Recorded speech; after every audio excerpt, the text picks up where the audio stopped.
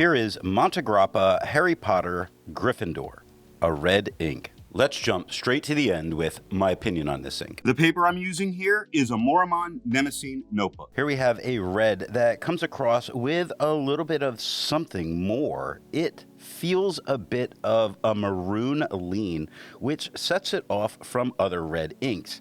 There is some light tone variation by pen and comes with shading, which comes across well, even though it can be slight at times. Even on non-fountain pen friendly paper, it maintains a sort of maroon lean, making it more usable to me than a standard red. I'm not a Harry Potter fan myself. I haven't even watched most of the movies. But so far, I think that Montegrappa did a great job on not just this ink, but this entire line. So far. All of the writing samples are done with a Platinum 3776 with a soft fine nib that writes rather dry. A Hero 7035 with a fine nib that writes wet. A Visconti Van Gogh with a medium nib and an average flow. A Lamy All-Star with a broad nib that writes average. The pen for today is a Mnemosyne Fission. Now that we know my opinion on this ink, let's see how I got there with the first writing sample done on Clairfontaine. Looking at the soft fine nib, we get a mostly red with light bits of maroon in the shading. So it's a nice tone, it's easy to read even from this drier pen. No feathering, no spread, and as I've already said, it does shade fairly well and you see it in most every word. I'm looking and I think on the second line is the only word I'm seeing that doesn't have shading in it. So it shades very well, especially as a red ink. Looking at the wet fine nib, it is, as expected, darker than it was with the soft fine. We get no feathering and we get no spread. We do get some shading, though it is harder to spot because it is a much darker tone. You definitely still see the shading come across, but it's very slight. It's like from a very dark to a very, very dark. Looking at the medium nib, it is a tiny bit darker than it was with the wet fine. I think the color we're getting here is absolutely beautiful. Very maroonish red that I'm digging a whole lot. Now, we have no feathering and we have no spread. Yes, it does shade, and I just really want to point it out at together, where you see the G and the H-E are, those three letters are a bit darker than the rest of the word. The same kind of thing happens on lake, on the K. Just a bit darker than the L-A, but the end of that word, a little bit darker. Really well done. Looking at the broad nib, it is a bit lighter than it was with the medium. Interesting in tone, really. We get some of the, it looks basically red, and we get some of the maroon. There's no feather, there's no spread. It shades very well. Like I said with it, we get those two very distinct colors. Look at lake, where the top of the L is more red. It definitely gets much darker and much more maroon leaning at the bottom of the L through the rest of the word. But the word sat underneath it, much lighter, much more of it showing as a red with a tiny bit of maroon at the bottom of the A. Looking at the back of the page, we get no bleeding and no ghosting. Like most inks, this one comes in a bottle. This is how the Pilot Custom 823 fits. And here is the Pelican M1000. Here is the ink level when you can no longer fill a Lamy Safari. There is approximately 3 milliliters of ink left. The next writing sample is done in a Portage Reporter's Notebook. Looking at the soft fine nib, it is a little bit darker than it was on the Clairfontaine. We get no feathering, we get no spread. I think the shading is showing up here better than it did on the Clairfontaine as a result of this being a bit more of an absorbent paper. I mean, take a look at last, where the bottom of the L is a little darker than the top of the L.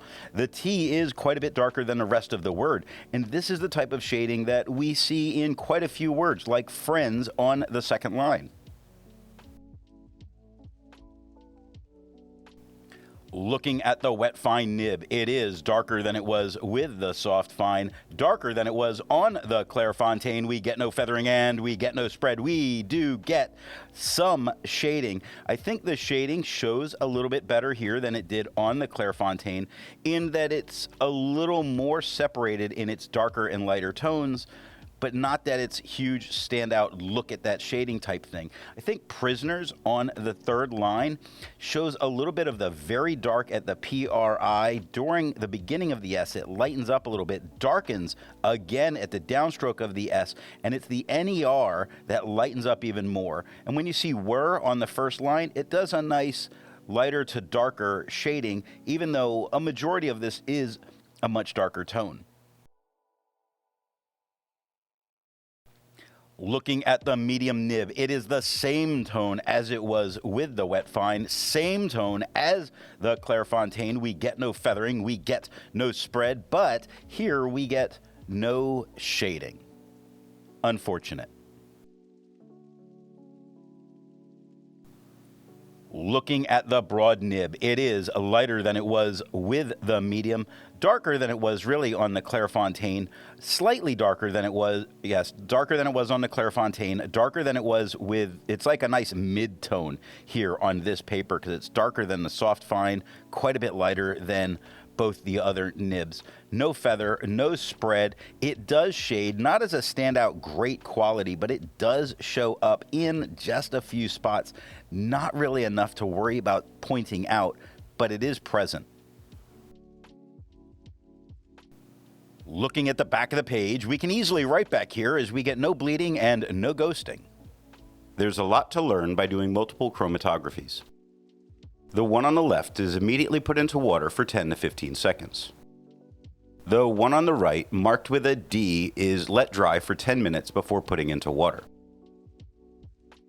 The next writing sample is done on a national brand Steno notebook. Looking at the soft fine nib, it is just a tad bit darker than it was on the Clairfontaine. Certainly comes across as a red without a magenta lean at all in it. We get no feathering and we get no spread. We do get some shading, and I said it doesn't have that kind of magenta lean in the darker parts. So if you look at that on the second line, the TH are darker, the A lightens up a little bit, and the T gets dark again, but it is always red. Even when you look at shall, which shows on the third line, where the S is a little lighter than the H, which is quite a bit darker, the A lightens up.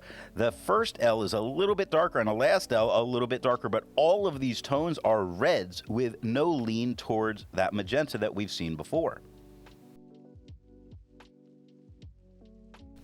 Looking at the wet fine nib, it is darker than it was with the soft fine. Just as dark as it was on the Clairfontaine, but not that magenta lean. It's a dark red. It's really very nice on this paper as that dark red. No feather, no spread. There is a little bit of shading that's going on. If you look at first on the second line, it's right in the center. The top of the F is darker than the bottom of the F into the I. Now the RS lighten up a little bit, and that T becomes much darker again. Looking at the medium nib, it is the same tone as it was with the wet fine nib. Little lighter than it was on the Clairfontaine, not having that magenta lean, really always being a red here. No feathering, no spread, no shading, just a great looking red on this paper. Looking at the broad nib, it is lighter than it was with the medium, darker than it was on the Clairfontaine, stays red, no magenta lean, no feather, no spread, almost nothing for shading. There's one or two spots that look a little bit darker, like the downstroke of the exclamation point next to stuff on the first line, or the E of when right next to that, but really very little. There is that slight peppering of shading that does occur. Looking at the back of the page, we had no bleeding, but we do have the ink got very deep into the paper during the medium nib. That did not come through touching the page underneath. There's a I'm going to say that it's slight ghosting because it's deeper into the paper. I don't think this would stop most people from using the back of the page. Resistance tests are done to see how this ink can be expected to perform on the page, and more importantly, how hard it may be to clean from your pen. The smear is allowed to dry for 3 days before testing it. The highlighter is on the top left, pen flush is on the top right, 1/3 bleach solution is on the bottom left, and water is on the bottom right. The next writing sample is done in a Rhodia notebook. Looking at the soft fine nib, it is the same tone as the Clairfontaine. We get no feathering, we get no spread, we do get shading just as well as we got on the Clairfontaine. Take a look at he followed on the second line. The beginning of the H is lighter than the second part of the H, and it lightens up into the E. Now followed starts lighter on the F. On the bottom of the two L's, it's darker, but the top of the L's are lighter. It lightens up into the OWE and the beginning of the D, but it's the downstroke of the D that shows some of the darker tones. Against this quad rule, I think it's standing out and not blending into the back, which is a good thing. Looking at the wet fine nib, it is darker than it was with the soft fine, lighter than it was on the Clairfontaine. We get no feathering, we get no spread, we get shading that's coming across better than it did on the Clairfontaine. And some of the spot that really grabs my eye for that is which on the first line, soon underneath it, and they next to that. Which and they are much darker than soon that's in the middle of them. And we do get some darker and lighter words. We even get shading in some of the words, like to on the first line, where the T is darker than the two O's. Looking at the medium nib, it is a little bit darker than it was with the wet fine, lighter than it was on the Clairfontaine. We get no feathering, we get no spread, we get a nice peppering of shading throughout, just a little seasoning here. On potent, on the second line, the PO are darker on the tops of their letters, lighter on the bottoms of their letters. The TE is very dark. It's the N that lightens up, and the last T becomes very dark again. Drowsy starts on the third line, starts dark on the DR. OWS into the E are light, and it's at the Y it darkens up quite a bit. I think it's shading very well for a red. Looking at the broad nib, it is lighter than it was with the medium, same tone as the Clairfontaine. We get no feathering, we get no spread, we do get some shading. It's not great, but it is there. Look at great on the first line. The G is a nice midtone, darkening into the RE, lightening up again at the E, and then goes to a nice midtone at the T. Now with this, I have to draw your attention to of on the first line, where it seems to be reacting with the quad rule of the paper, but I'm not seeing that go on in other places, just that is drawing my attention there, so I figured I would point it out. It seems like an odd performance moment. Looking at the back of the page, we get no surprises when we get no bleeding and no ghosting. With over 1,000 inks reviewed, let's take a look at some color comparables. Here is Ackerman, their number 19. Here is Diamine Oxblood. Here is Krishna Sindor. Here is Noodler's Chekhov. The next writing sample is done in a composition lab notebook. Looking at the soft fine nib, it is a little bit darker, which is unusual for this paper than it was on the Clairfontaine. No feathering, no spread. It is shading. Look at and on the first line, where the AN is lighter, but during the D, it gets much darker. Same thing happens with great on the second line. Flagons, I believe, or flagons on the second line. We have a few darker areas within the word, like the downstroke of that G or the S. I think this is performing better than expected on this paper. Looking at the wet fine nib, it is darker than it was with the soft fine, quite a bit lighter than it was on the Clairfontaine. We get no feathering, we get no spread, we get much better shading than we had on the Clairfontaine. Looking at laughing to himself on the second line, the LA is quite a bit darker than the U and beginning of the G. The downstroke of that G gets quite a bit darker, lightening into the HIN, and the G gets much darker. 2 is a fairly light tone, though easy to read, and stands out against the quad rule without any problem. Himself, the H is darker than the IM, but the S gets quite a bit darker. The EL lighten up a little bit. It's the F that gets darker again at the end.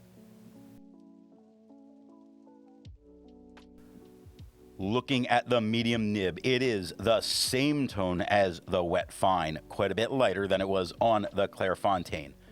We get no feathering, we get no spread, we do get some shading.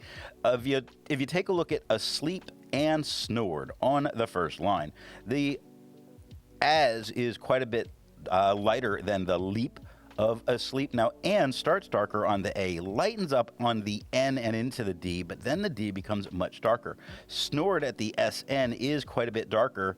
It then is a darker tone, but then it gets even darker during the O, lightens up on the RE, and very dark again at the D. Looking at the broad nib, it is lighter than it was with the medium, lighter than it was on the Clairfontaine. No feathering, no spread. Yes, there's a tiny bit of shading that goes on. Now, through all of these on this paper, we've not had any of that magenta lean when it does shade. Take a look at the cells on the second line. The is much darker than cells right next to it.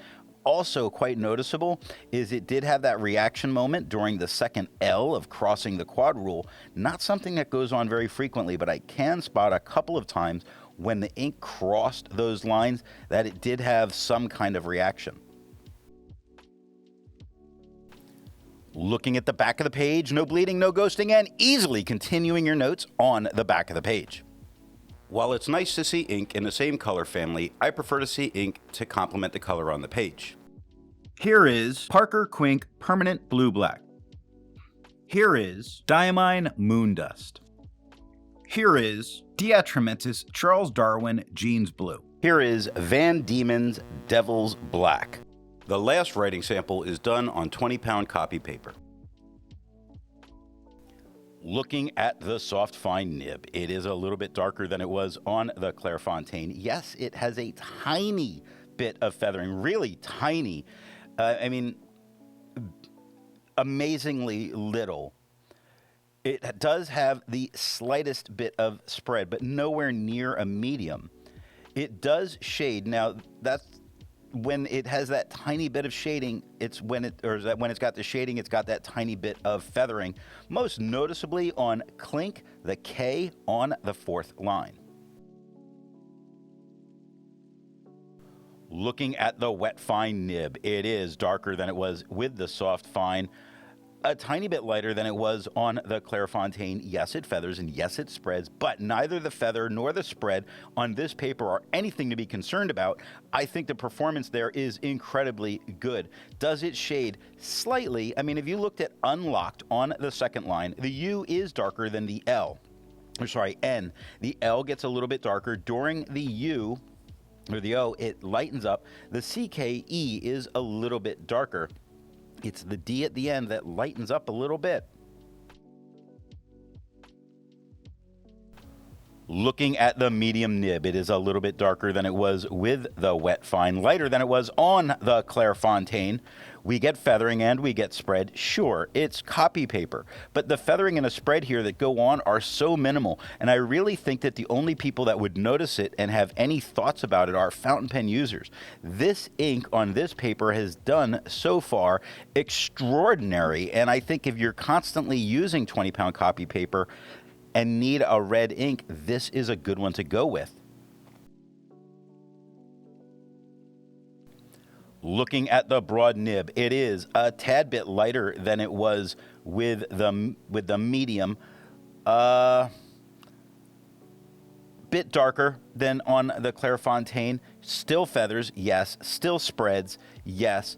I think the feathering the feathering is much more noticeable than it was with the other nibs, though it's not the end of the world.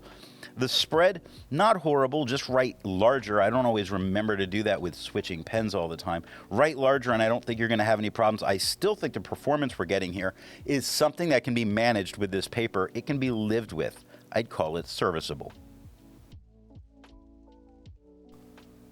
Looking at the back of the page, and I hope this comes through on camera, but the ink is incredibly deep into the paper, and I'm looking at it on the camera, and I'm not seeing it as well there. It's very deep into the paper.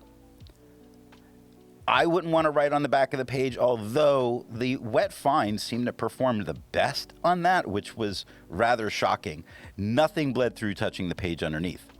So what nib and pen do I think are going to give the best writing experience with this ink? The paper I'm using here is yellow Rhodia paper. The soft fine is the most red looking, and it shades to that maroon that I've been enjoying. The wet fine is darker, much, and the shading is harder to notice, but looks good. The medium is darker still than the wet fine. It does manage to keep some of the shading. The broad is the same tone as the soft fine, maybe a bit darker in general. It's very close.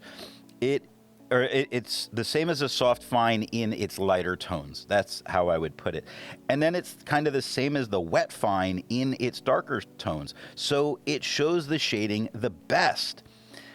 Now, if I were to choose, which I am, I'd go for the medium flow medium nib. Now, I'm choosing this strictly based on the fantastic tone of maroon with the beautiful shading that it's putting down on the page. I'm just appreciating that color so much more than shading alone. Otherwise, if it was shading alone, I would say the broad, I think, did the best. I hope you got something out of this video, and thanks for watching. I want to let you know that the best way you can support this or any channel is to let retailers know where you heard of something if you go to buy.